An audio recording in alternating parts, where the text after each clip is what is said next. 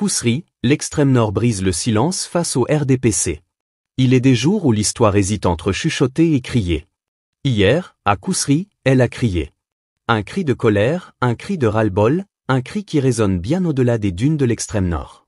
Dans une région habituée au silence, au compromis et aux souffrances endurées sans broncher, voir une foule défier un ministre, remettre en cause l'autorité du parti au pouvoir et exiger des comptes n'a rien d'anodin. Mais que s'est-il passé exactement? Pourquoi ce soudain sursaut dans une zone que l'on pensait acquise au RDPC? Certains diront qu'il ne s'agit que d'une querelle interne entre dignitaires du régime. Une scène politique bien orchestrée, une petite tempête dans un verre d'eau. D'autres, plus lucides, y voient le début d'un basculement. Car lorsque le peuple perd la peur, il n'y a plus de retour en arrière possible.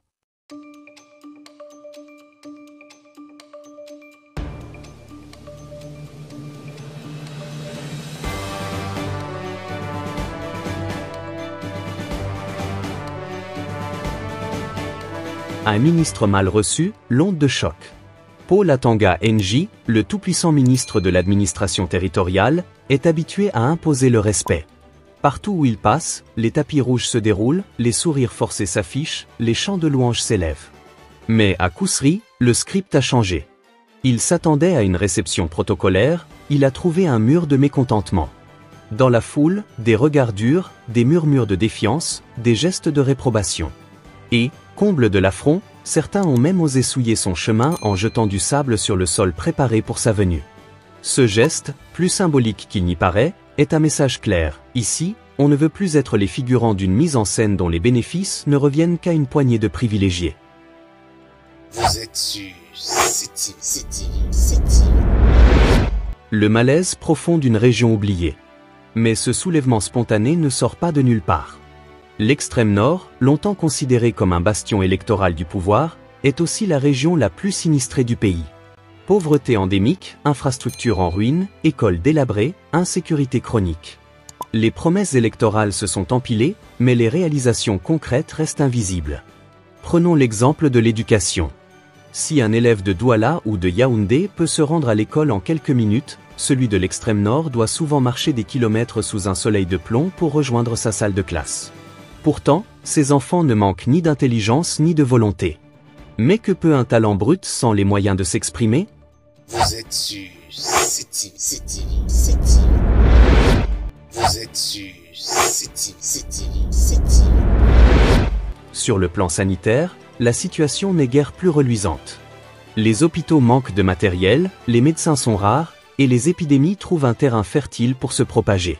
Pendant ce temps, les élites locales, bien installées à Yaoundé, se contentent de visites éclairs et de discours creux. Et que dire de la sécurité? Depuis des années, Boko Haram rôde dans l'ombre, terrorisant les villages, pillant, enlevant, tuant. Les populations vivent sous une menace constante, et malgré les déclarations officielles rassurantes, la peur ne s'est jamais dissipée. Vous êtes sûr, c'est-il. Une région qui sait qu'elle est trompée. Le plus ironique dans cette histoire, c'est que l'extrême nord a toujours été présenté comme un fidèle soutien du pouvoir. Lors de chaque élection présidentielle, les résultats y sont écrasants en faveur du RDPC. Mais poser la question aux habitants, ont-ils réellement voté pour ce pouvoir? Ou bien ont-ils été les victimes d'un système électoral huilé, où les urnes parlent un langage dicté d'avance? Le vent tourne. Pour la première fois, les voix s'élèvent. Les populations réclament des comptes. Elles ne se contentent plus de promesses en l'air. Ce qu'il s'est passé à Kousri est peut-être le premier signe d'une rupture. Une prise de conscience collective que l'ère du silence est révolue. Vous êtes sûr, c'est-il. Vous êtes sûr, c'est-il. Le RDPC face à un dilemme. Le régime peut-il ignorer ces signaux d'alarme? Peut-il, comme par le passé, calmer la grogne avec quelques enveloppes et de belles paroles? Ou bien est-il condamné à voir la contestation grandir, se propager, se structurer? Si l'on se fie à l'histoire politique du Cameroun, le RDPC a toujours su manœuvrer pour désamorcer les crises. Mais les temps ont changé. Les réseaux sociaux ont brisé le monopole de l'information. La jeunesse, autrefois apathique, est de plus en plus consciente de ses droits.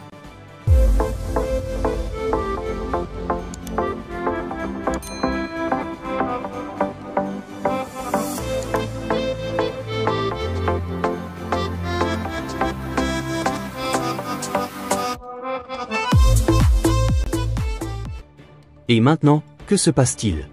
Nous sommes à un tournant. L'affaire de Kousri n'est pas qu'un fait divers. C'est le symptôme d'un malaise plus profond.